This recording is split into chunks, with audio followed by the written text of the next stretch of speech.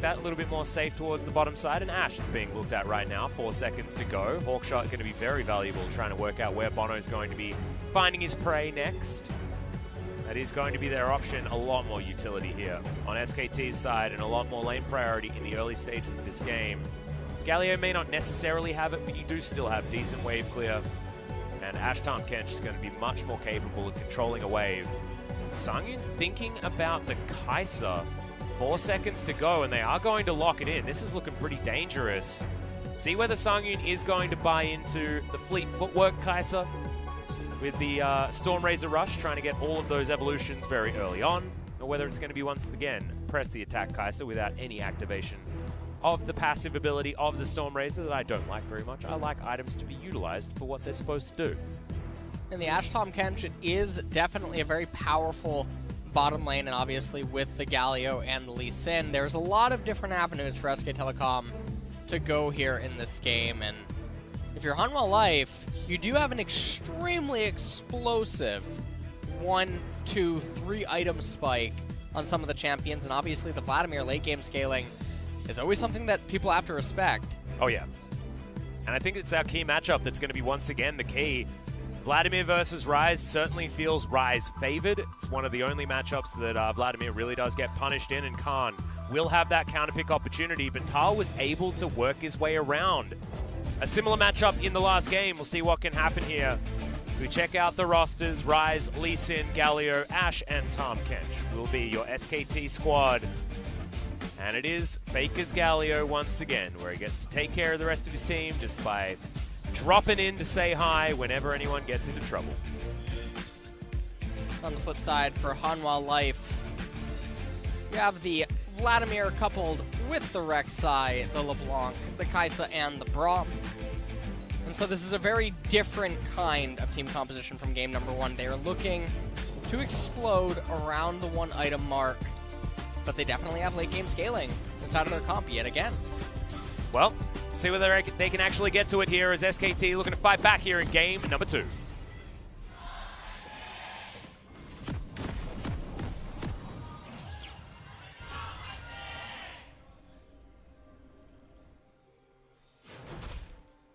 All right. Hanwha looking to get the 2-0. Lava has gone for the Klepto. This is something that Pawn really likes to do, as Lava already cashing in. Look at that, extra ward. Perfect, beautiful. Calculated. Calculated, indeed. As we take a look at the Kleptomancy on the Blanc, I do think that that is a fantastic choice against the melee champion Galio here. I had Papa just messaged me, by the way, guys, and he just wants me to let everyone know that Stormrazor energized effect itself does proc itself, so you don't necessarily need to have any outside effects. However, it does buff up any energized effects that you have on top of it. So still, the fleet footwork is going to be taken here from Sangyun, and I like it. Even if you do still get value out of the Stormrazor, regardless. We'll see what ends up transpiring here as Klid is going to start on top of a ward here inside of his red. Yep, red also going to be started, so mirrored starts here for both of our junglers, but a little bit more help being given to Bono. Lava and Faker, this is going to be Lava's key pick. He is so good. On the LeBlanc, see whether he can once again have a good performance. Faker actually forced to have to give up that CS, didn't want to walk into more Kleptos and auto attack damage. He's already suffering a little bit here. Yeah, it's just a lose-lose situation, really, isn't it? Yep. Also interesting to note, he has the Dark Seal refillable, so no corrupting potion, as Lava making a bit of some blunders here. Yeah, this is definitely the opposite of what is good. Sometimes some sad things can happen when it comes to and Klid ends up getting spotted out as well. Oh, Bono going to prey seek him, letting him know that he knows what's going on. That was really, really nice spawn. Yeah. Twitch there from Faker to get the Colossal Smash on top of Lava as well. That's going to get him the health advantage, but he misses out on that minion. As it dies to the turret, both these mid laners just trying to get the shove in their favor. But Klepto's working out here for Lava so far, and it means that because he's taken that particular keystone, he's just going to want to farm things up, not exactly going to be hyper-aggressive trying to get electrocute procs or anything like that here in the mid lane. Bono actually ends up taking the entire Raptor camp. Faker whiffs on the Justice Punch right there. Lava was finally able to get some value out of the Kleptomancy. Picks up a gold satchel. Mata coming in here, checking on the Krug camp. Yeah, Klid's actually going to find a Krug camp here as well, but it looks like it is going to be some successful counter jungling here from Bono. Did manage to get the big Krug before he heads back towards his blue side jungle. We'll be able to eat all of these camps as well. So Rek'Sai very happy when she can just get her power farm on. We'll be able to continue doing so. Tal's looking pretty comfortable up here towards the top side. We mentioned the fact that Rise versus Vladimir is difficult for Vladimir. But as this game goes on, he will still be Vladimir. Oh, I didn't use the Crimson Rush. That feels bad. Does feel bad indeed, as Hanwha Life probably not feeling as good as they were in game number 1 here. Everything definitely a lot more even, especially in the jungle department. Oh, really nice tongue lash there as well, as Teddy's getting the frost shots across. A lot of damage now onto the Hanwha bottom side as SKT just bully themselves back, complete control of this lane. Hanwha will make their way back in though, they're going to be okay. I just feel like Ashtam Kench has been such a good lane for so long, and a lot of people have been, you know, somewhat sleeping on just how strong it is. Hasn't been Hanwha though, they know exactly what this lane is capable of. It was them and Gen G that were really absolute lovers of this particular duo bottom side. Mid lane doesn't look like Lava is getting the most value out of his Kleptomancy. He does have a mana potion, but I am curious, I guess, how much more is he getting out of some of these things? Faker still no Darksteel. He actually just elected for the Sapphire Crystal. Yeah, just goes back. He's feeling pretty comfortable at the moment. Looks like he's building towards the Lost Chapter. First up here is that's demolished. Rock is able to pick up there. Very, very close to getting the first plate here on the bottom side. Also, Smash goes down. Faker just tanking some autos as the Klepto's working, and Bono's going to look to find his way back in. Taunt goes out, but Hanwha playing very respectfully, understanding that Klid could be there, and he was. Oh, even more value going on there. But the gold score at the top, despite the Kleptomancy. Oh, we're finally getting a quick peek at it. Faker ahead, despite being behind in CS. Only ahead by about 70 though, so definitely not the most successful Kleptomancy here. Not so much. Lava wanting to use his range advantage there as well, but unfortunately it's a Galio, so he feels like he's a range champion instead of the melee champion that it says on the box. Still, copping autos left and right here from Lava. And he's got a sack of gold, so there we go. There's the value. He comes back to the mid lane, trying to get Faker a decent back timing. Lava comes down. Faker doesn't get the twitch on the taunt, and that means that a couple of procs of those Kleptomancy stacks going to come in. And Lava going to clear out this minion wave as well. So just trying to get back to base comfortably are the mid laners. Bono heads back up towards the top side, and he's going to go over a ward as well. It's creative gank placement, but Khan knows exactly what's going on. Grey Seeker comes in. He's going to get hit by the turret, so he's going to be okay as Tal comes on up as well. Unsuccessful gank. Does end up finding out about the control ward, though, in that river brush. And so, right now, SK Telecom probably feeling very good. He's going to start his red buff right now. Bono does have the rubber-banded Krug camp at the top, as Teddy freezing down here in bottom. Not having to relive the vain Jinx memories from the previous game. Yeah, probably feeling much more comfortable this time around. He's gone back, got himself the Vamp Scepter. That's another taunt landing, but Lava's able to get back to his distortion. He's A-okay. Looking forward to seeing what this LeBlanc can actually get done around this mid-game, because she is part of the bridge. She is part of the answer here for Hanwha to try and get the Vladimir and the Kai'Sa towards these late-game fights where they can really shine. Well, Lava and Bono, a lot of the onus is on them to help Hanwha through this. And so far in this game, it looks like everyone is probably just going to be content on allowing this to get to the team fighting stage without any sparks really flying, although SK Telecom certainly going to be able to at least get a plate down here in bottom lane. Yep, we'll be able to get it right here. Teddy picks himself up an extra 80 gold alongside Mata. Might be able to get to another one here as well, as these 3 caster minions going to go down eventually. So Hanwha do at least save that second one. Lava is just toying with Faker at the moment, being very frustrating. And honestly, lanes where you're up against someone with Kleptomancy, sometimes you can get that rush of blood to the head, you know? It's like, oh, they've taken a keystone that doesn't do anything as far as the power, and then you just make weird choices. And it doesn't quite work out. Of course, Faker a better player than that, but we can all relate to going up against some of these Klepto players. So far, Lava is behind by about 12 CS. So we'll see where the Kleptos actually kept him in it. Or not. Faker, of course, known for his CSD throughout his entire career. It's Khan just pushing wave after wave into Tal, and Tal's probably pretty comfortable with it. As he is, of course, going to be behind, but you're not going to dive at Vladimir. So he's pretty comfortable now that he's underneath that turret. He is down almost about 20 CS. He does have a little bit of a minion wave in front of his turret. Plate, though, going over to Khan. Yeah. And in games that SKT win, it's often Khan picking up plates. Yeah. By himself as well. And Clid making his way up to try and help out. So this is a great sign for SKT fans. SKT do move themselves to a slight gold advantage at this stage. Key comes in, lands the Winter's Bite. Q's going to come in. Response from Clid as well. And Ash and Thomas Kench were right there in the event that anything would have broken out. That was a Justice headbutt there from Faker.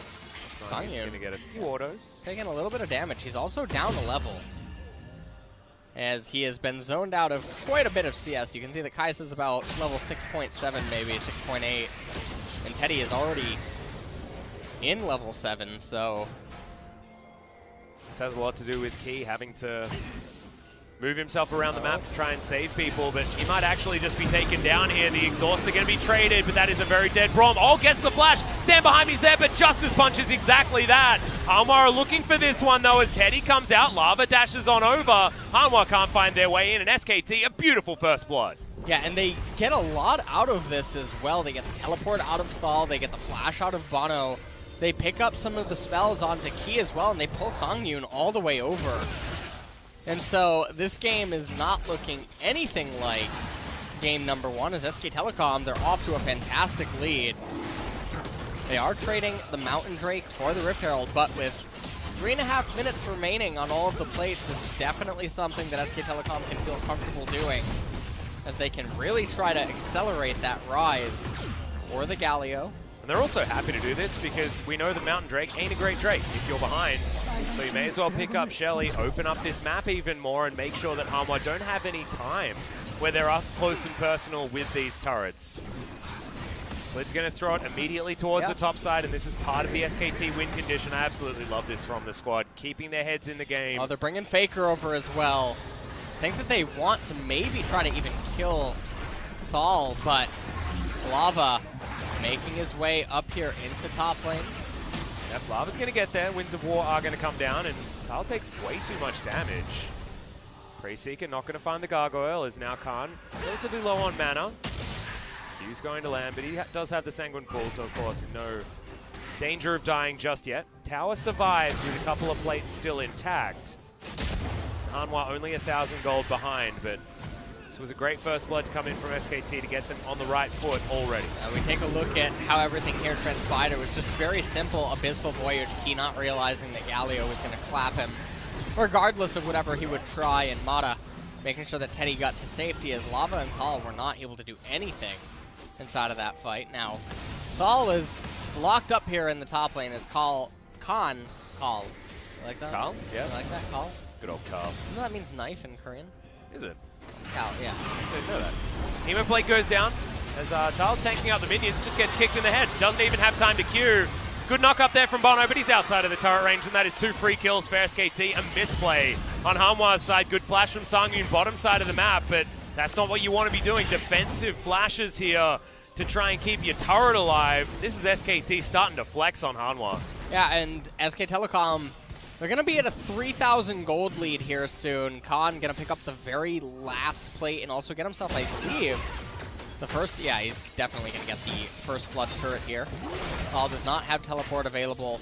plates are still going down in bottom lane, and I like what he's doing. He's letting the turret finish off almost all of the minions. Just one remains. Yep, they're going to be taking down all these creeps just before he heads back and buys a whole bunch of items. Archangel's already completed. And let's have a look at this one once again. It was a bit of a cavalcade of errors. The Hemoplague does come down. Khan does flash, but the really surprising flash thing kick and he's dead. Yeah, Khan ended up flashing, but he definitely didn't need to. Obviously, that was a really good kick. Still making sure that he's okay. Lava here in the mid lane. Just trying to hang on to his turret. He's lost a couple of plates here as well. Mimic Distortion just to close distance here as Lava's just trying to make some money on Faker. Gets over once again. This is actually pretty cute. Gets back, doesn't land the next chain. Manages to repel the Galio for now. That was really nicely done from Lava, actually. The bait and switch over and over again. 4K gold deficit here almost, though, at 14 minutes. So even though you have the Mountain Drake, you're not going to be in the driver's seat anytime soon to make use of it. And with a Cloud Drake coming up next, it's not one that Hanwha Life feels good about. Yeah, Key going to get tagged by that Q. That stops a couple of backs here as well, so tempo slight advantage here for SKT, denying that refresh of all of the vision from Hanwha. Stormrazor is done now for Sangyun, does have himself that pickaxe as well, so a couple of evolutions are well and truly on the way for the Kai'Sa. I believe the Supercharger still needs some Berserker's Greaves and maybe a dagger or two, but otherwise he's very, very close to being online. But is it actually in time, is the question. He's reached parity as far as farm is concerned, but Global Gold is certainly in favor of SKT after all of the plates and everything else that went down in the early game. And I mean, we just saw those plates, SK Telecom, they ended up getting 9, so I'm not quite impressed. As Hanwha Life did manage to get 10. Yeah, it's not the 15 that they managed to get against BBQ.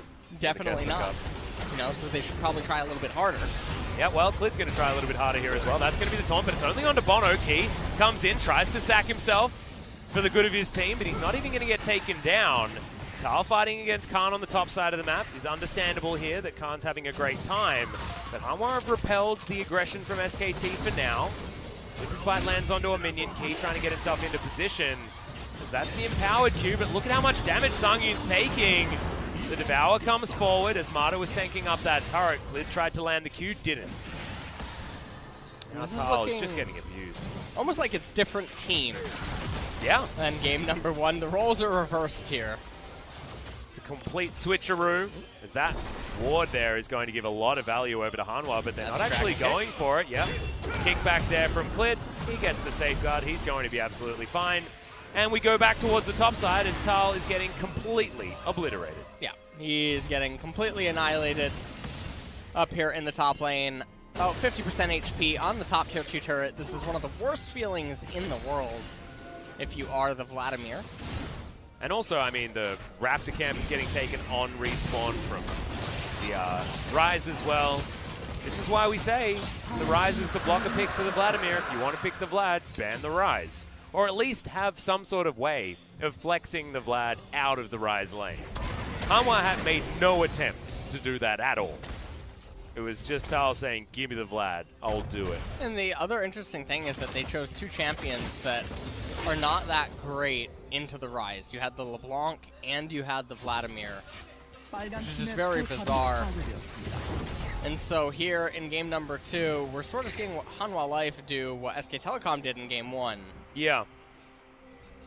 The question is, do Hanwha Life have more late game insurance than SKT? And my, I guess, original thought is yes. I mean, Vladimir and Kai'Sa are pretty good when it comes to late game carries, and SKT's composition was more about having control and finesse in team fights where you can get on top of a Jinx that was way too safe. Yeah.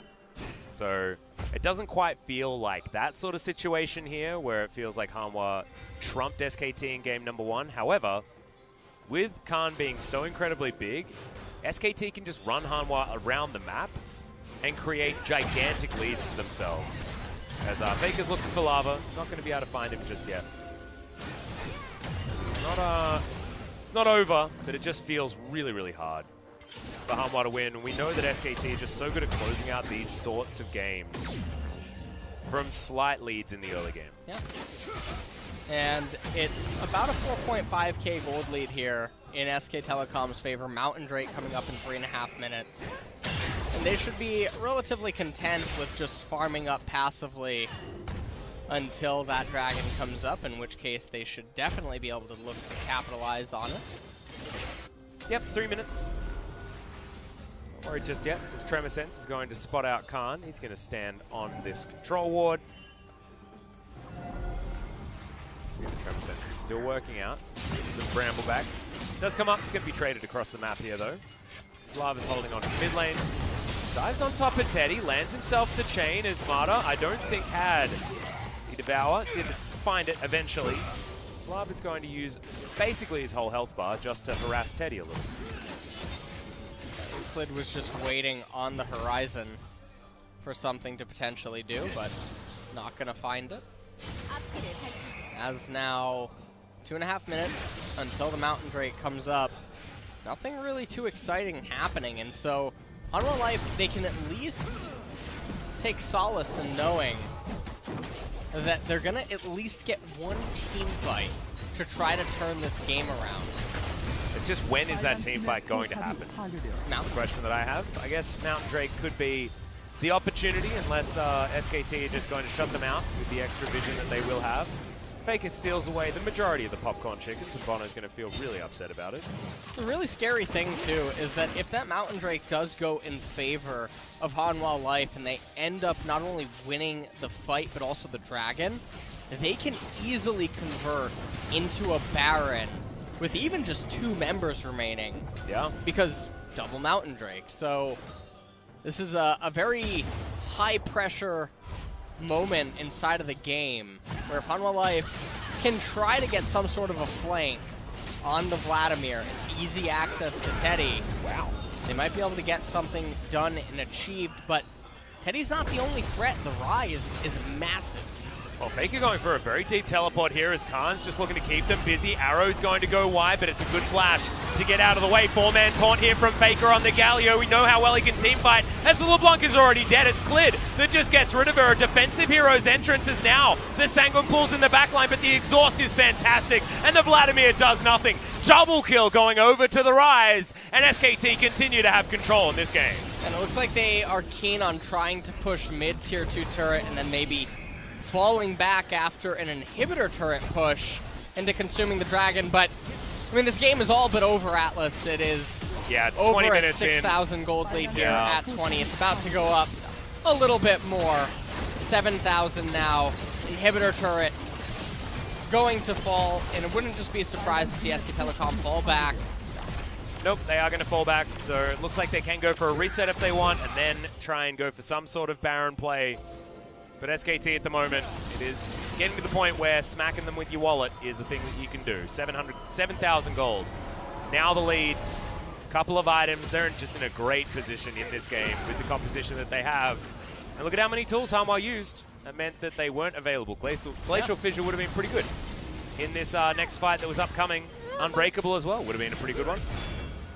Would have been all right, as Kai'Sa forced the flash away right there, but Faker just doing so much work inside of this fight, and even though Vladimir was able to get here, it was just a little too late. Yeah. And Clid, the Hemo Plague damage, not enough because the Vow came in right after it went down. None of that amplification working out. So Tal is not at the scary Vladimir territory. In fact, he's the opposite of the scary Vladimir.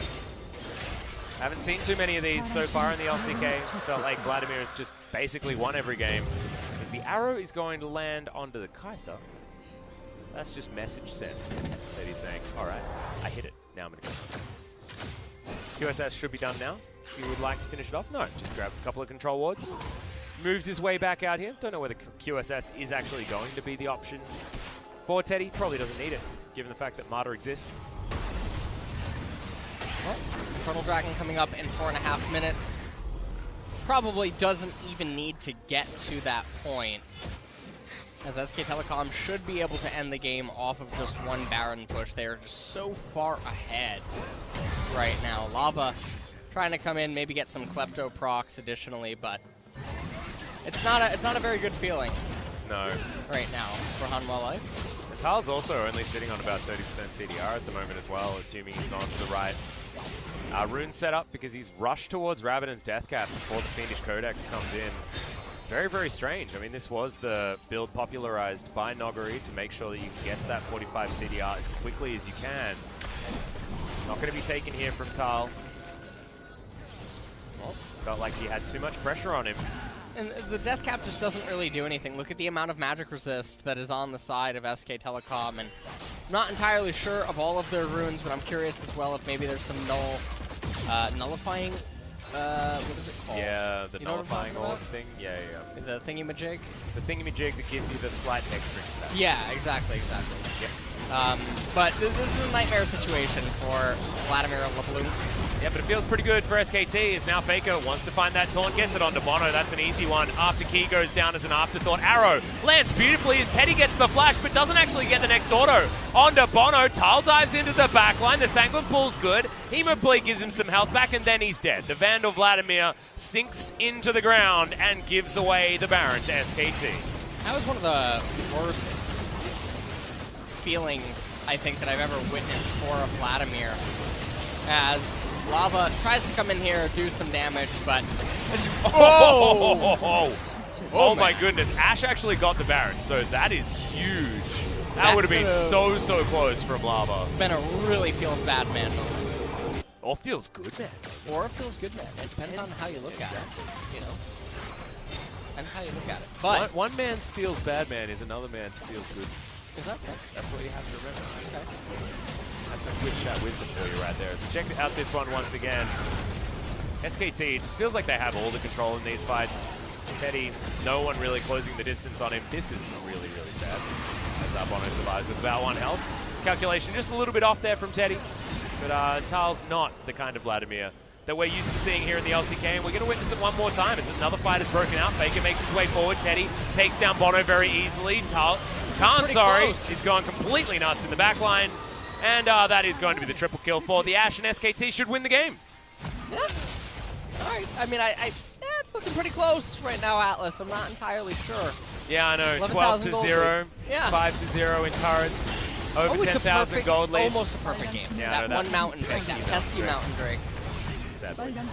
Getting away from them. Arrow. Narrowly avoided by Lava by staying still. I actually think that they could have potentially ended the game with how far ahead they are. Yeah. But instead, choosing to be Captain Careful, they back up. They can definitely end it with one more Doom push. Would be very surprised to see them wait for an Infernal Dragon. This makes game number 3 so exciting, though, because Khan versus Tal has been one-sided both times in favor of either player. And yes, the Aurelia made some mistakes, and that's what threw the lane back in favor of Tal, but this time it was Khan just playing way better. This team fight was, yes, one of my favorite things to say, which is smacking them with their wallets, and that's exactly what SKT were doing. They have way more money, as we caught a glimpse of it just there, but we decided we had to turn it off. Yep. Because it was too disgusting. Yeah, that was not rated. Yeah, that was some terms of service were really getting violated there. Much like Hanwha are in this particular game. Because SKT are just way too far ahead. And how do you get back in? I just don't know how you're supposed to. There's no way of recovering this unless the game goes into some sort of an agreement where SKT say, all right, for the next 20 minutes, we're not going to touch you. It's totally fine. Well, I mean, if any one of the SK Telecom players just happen to slip into a coma, it'll probably be paused. Would it? Yeah. I mean, I don't know what's in the rule book for surprise coma. As I think that it's in the SKT rulebook because I guess that's their coach. But, yep. Surprise coma is not necessarily one that means that someone's just going to be asleep on the desk. Well, then I guess I don't know what else. Yeah, I know. I don't know either. I don't think there's anything else that you can actually really do then. That was the comeback mechanic. Hopefully they get into a. I can't even say like maybe a mouse has an error. That'd be a pause too. That would be a pause. What if all 5 SK Telecom players' PCs and their microphones stop working so the ref can't be alerted?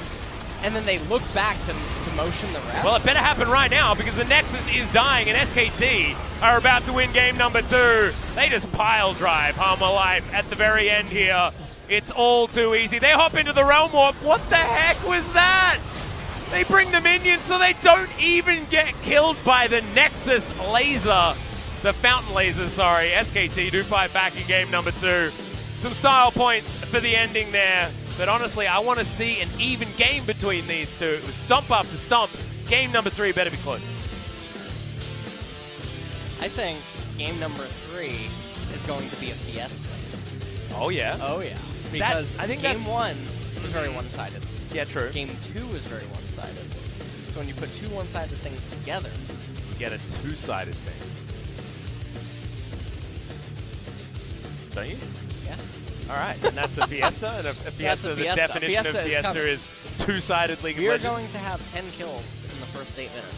I actually find it really interesting because you know I feel like the definition of fiesta has evolved a little bit too far over the more recent metas, because since Tracker's Knife went, since there hasn't been as much vision in the game, you just have to play a little bit of Fiesta League of Legends in order to make any sort of proactive moves and take advantage of early game compositions, things like that. So when we talk about Fiesta, that's actually what we want half the time, because you need to be making these proactive choices. SKT did it in game number 2, and Hanwha had absolutely no option in order to get back in.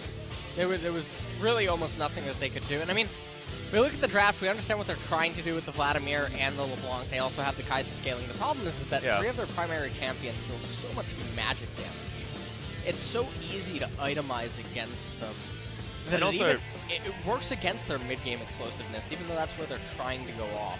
And they've got a couple of Banshee Veils, I believe, on the Galio and the Rise, and that just has so much value against this Hanwha composition anyway. I mean, Rek'Sai then can't just go for the burrow, and these Void Seekers aren't going to arm, things like that. So a lot of that catch potential just not going to be there. And this is honestly just a mirrored situation of what we saw in the damage graphs from game number 1. It's just you've got different names above the players. And one of the things I want to point out, though, that leaves me a little bit unimpressed with this game is that one Mountain Drake that got away. One away from a perfect game, guys. So but we did get a perfect Realm Warp, bringing all of those minions and the players into the enemy fountain. Everyone got to go that into the was cool. Yeah, exactly. The fountain. It was like some Oprah-style stuff. Everyone managed to make it into the fountain. And it also means that we managed to get ourselves a game number 3, Hanwha versus SKT.